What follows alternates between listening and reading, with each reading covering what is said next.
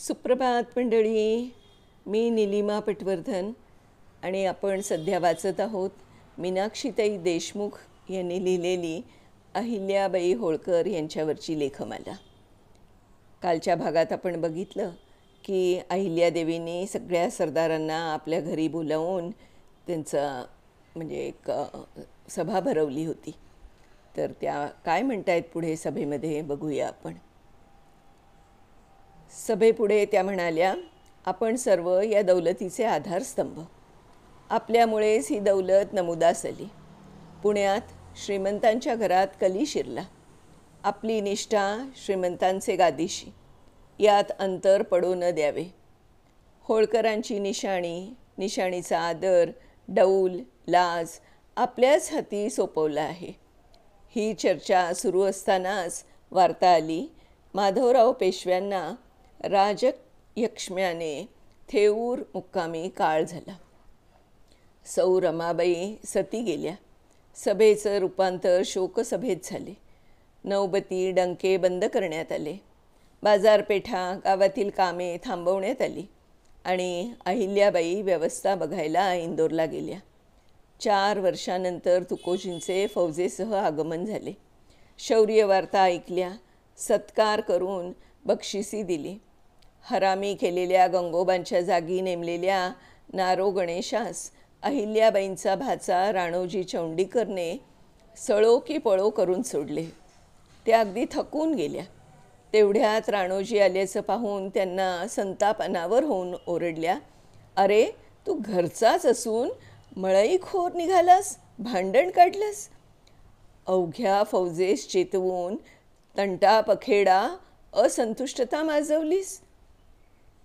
अहिल्याबाईंना वाटलं रक्ताचं नातं आहे तो जवळ येईल, पण तोच क्रुद्ध होऊन म्हणाला, माझ्या तलवारीत दम आहे, कुठेही चाकरी करून शौर्य गाजवेन.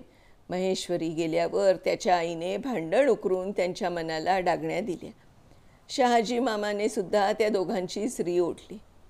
अहिल्याबाई निश्वास टाकून म्हणाल्या, आमचेवर काय गुदरते, आमची बाजू कोणीच बघत नाही. अरे तुम्ही रक्ताचे, असे तोडून नका रे जाऊ. राणोजी म्हणाला, आता इथे पाणीही पिणे नाही. हा सर्व तमाशा पाहून फणसेंना अतिशय वाईट वाटले. पुढे येऊन म्हणाले, बहुत बोललात, चला एकदम चालू लागा. मातोश्रीत बहुत कष्टावले, निघा आता. अश्रू भरल्या नयनांनी सामानासह जाणाऱ्या गाड्या पाहत राहिल्या अहिल्याबाई. विमनस्क मनस्थितीत त्यांची केवळ एकटीची घाटावर बसण्याची सर्व बाजूंनी बंदिस्त केलेल्या जागेवर एकट्याच कितीतरी वेळ जाऊन बसल्या. मनक्षोभ झाला की त्या तशाच जायच्या. त्यांना एवढी एकच जागा होती. तिथे बसल्या की नजरेसमोर अवघा भूतकाळ जिवंत होत असे. मामंजी, बाईजी, मैना, पिरता, वाड्यातील सर्व जवळची माणसं, त्यांचे प्रेम, माया, आणि आज केवळ शुष्क काष्ठवत उरलेलो आपण. ईश्वरानं मलाच काय साऱ्या दिव्यास उभं केलं. नक्कीच पूर्वजन्मीचे पाप भोगून देणे आहे, नाहीतर मामंजींनी कशाच राखले.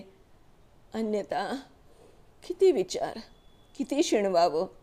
नर्मदा आई, तुझ्या आश्रयास आले. आई, खूपच असह्य झाले तर तुझी कूस असेल ना ग. श्रावण महिना धामधुमीत व्रतवैकल्यात सरला. गौरी गणपती झाले. समाधानाची एकच गोष्ट म्हणजे जावई यशवंतराव मुलासारखी काळजी घेत.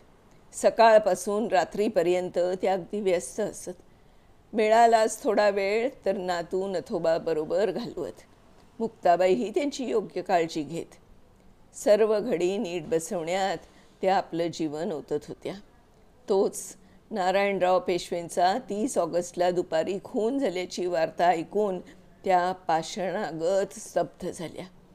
दादासाहेबांच्या अघोरी अनुष्ठानाला ऊत आला. आपसातल्या दुहीमुळे फिरंग्यास फावलं. लागलीच बारभाईचं प्रकरण उद्भवल्याचीही बातमी आली. अधिकृत बातमीनुसार 31 ऑक्टोबरला रघुनाथरावांना पेशवेपदाची वस्त्र मिळाली. त्यांना शिक्कामोहर मिळायला डिसेंबर उजाडला. अहिल्याबाईंचं मन अगदी विटून विटून गेलं. फडणीशीत जाण्याचंही मन होईना.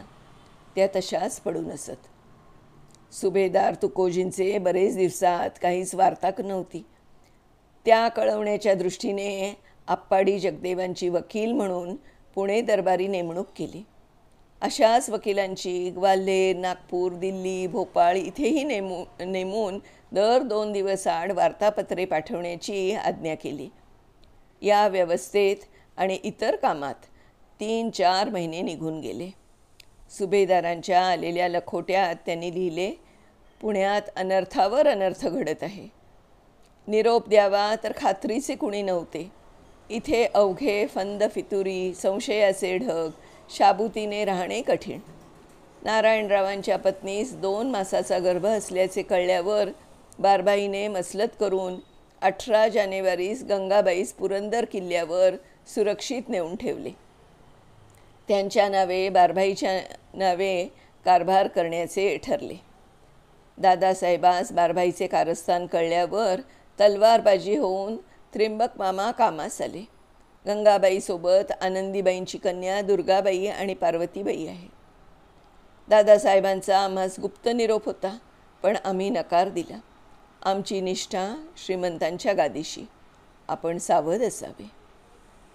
सुभेदार तुकोजींचे पत्र वाचून अहिल्याबाईंच्या नजरेसमोर शनिवार वाड्यातील सारे लोक पिंगा घालू लागले. सगळ्यांना पानिपतच्या युद्धाच्या वेळी ग्वाल्हेरीस बघितले होते. या सर्व अनर्थाच्या मुळाशी असलेल्या रघुनाथरावांच्या स्मरणानेच त्यांचे अंग शहारले. त्यांनी सर्व सरदारांना सावध राहण्यासाठी निरोप पाठवून जर कोणी द्रव्यलोभाने दादासाहेब सामील झाले किंवा आसरा दिला तर गादीशी द्रोह समजून कडक शासन होईल. घर बेद्यास टेचण्यात ढिलाई कदापि होणार नाही असे सांगावा पाठवला. आजकाल फडणीशीत हिशोबात फारच गुंता वाढला आहे. सुभेदार नीट हिशोब देत नाहीत. फौजेस पैसा पुरत नसल्याच्या तक्रारी. रात्री 2-2 वाजेपर्यंत बसून अहिल्याबाई, मुकुंदहरी, गोविंदपंत आणि नारो गणेश हे सर्व हिशोबाच्या वह्या तपासत असताना प्रचंड खर्च दिसत होता. कशाचा मेळ लागत नव्हता. 2 दिवसांसाठी तुकोजी आले असता त्यांच्यासमोर खतावण्या ठेवत म्हणाल्या, सुभेदार, या वाड्यात रोज 300 माणूस जेवतो. यापेक्षाही तुमचं कुटुंब मोठे आहेत का? तुमचा खाजगीचा खर्च सालीना 2-2.5 लाखापर्यंत. जे महाल सैन्य खर्चासाठी तोडून दिले ते पण खाजगीसाठी वापरले. एवढ्या मोहिमा केल्यात, पण त्यातील 1 पैही सरकारात भरला नाही. या गोंधळास आम्ही कैसा धरबंद घालावा? हे कैसे वर्तन सुभेदार? तुम्ही जर विचार करीत असाल की आम्ही डौलाजोगे महाल घेऊन तुकडा खाऊन पडावे तर ते केवळ असक. मातोश्री, सैन्य पाण्यावर नाही चालत, पैका वेचावा लागतो. ते आम्ही जाणत नाही की काय? त्यासाठी वेगळे महाल आहेत. सालाना करोडो रुपये कमी नव्हते आणि त्यांच्यावर इतका खर्च पण झालेला नाही. मग हा पैका तुमच्या खाजगीतच जातो ना? हा मिथ्यारोप आहे. ठिकठिकाणी घाट, विहिरी, धर्मशाळा बांधल्या. ज्योतिर्लिंगांचा खर्च या 8 वर्षात बांधकामाला नुसता ऊत आला. महेश्वरात पेठा, पुरे, गंज, बाजार, रेशीमवाले, मागवाले, देवळं, जीर्णोद्धार, ब्राह्मण पंगती यावर जातो सारा पैसा. खामोश. सुभेदार, खूप बोललात. आम्ही या खर्चासाठी सरकारातून 1 कवडीही घेतली नाही.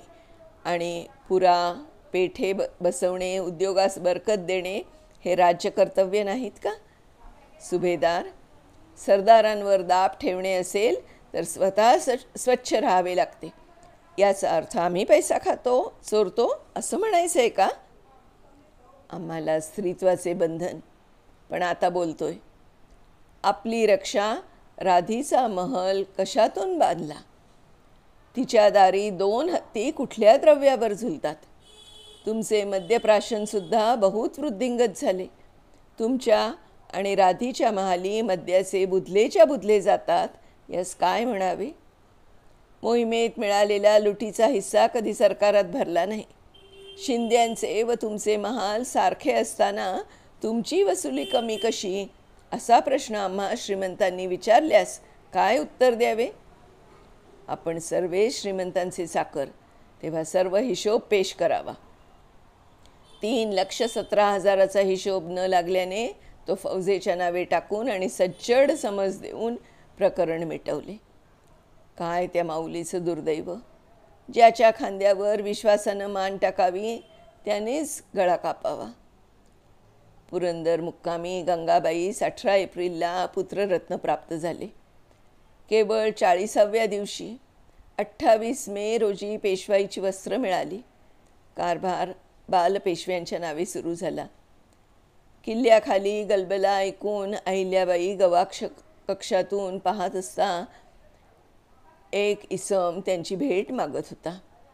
त्याचे जवळ श्रीमंतांची मोहर होती, पण रघुनाथरावांच्या नावाची. खलिता त्यांच्याकडे आल्यावर रघुनाथरावांनी लिहिले होते, मला पाठिंबा न दिल्यास दौलत इंग्रजांच्या काबूत जाईल, तरी मसलतीस येण्याची अनुज्ञा द्यावी. संतापाने त्यांच्या अंगाची लाही लाही होत होती.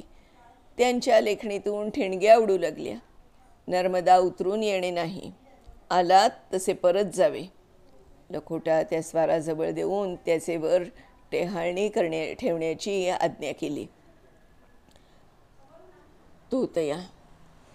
तोतया भाऊसाहेब त्याच्या बंदोबस्तास जाण्यासाठी द्रव्य पाठवण्याबद्दल पत्र आले. द्रव्य द्रव्य द्रव्य येते ते कुठे जाते? खाजगीतून द्रव्याच्या थैल्या इंदोरी रवाना झाल्या. अहिल्याबाई उदास झाल्या. मालेराव धड निघते तर तुकोजी सुभेदार केले, पण ते मतलबी निघाले. रखमाबाईच्या तोंडास झाकण नाही. त्या चारही बाजूने त्रस्त झाल्या. वाड्यातील देवळात जाऊन स्वस्थ बसल्या. साऱ्याचा त्याला उबग आला होता त्यांना आता. मंडळी, बघतोय ना आपण अहिल्याबाईंची अवस्था कशी झाली ते.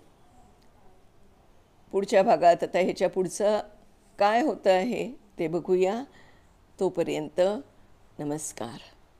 आणि ही जी मालिका लिहिलेली आहे अहिल्याबाईंच्यावरती, ती लिहिलेली आहे मीनाक्षीताई देशमुख यांनी, आणि मी नीलिमा पटवर्धन त्याचं अभिवाचन करते आहे. तर भेटूया उद्या पुढच्या भागासह.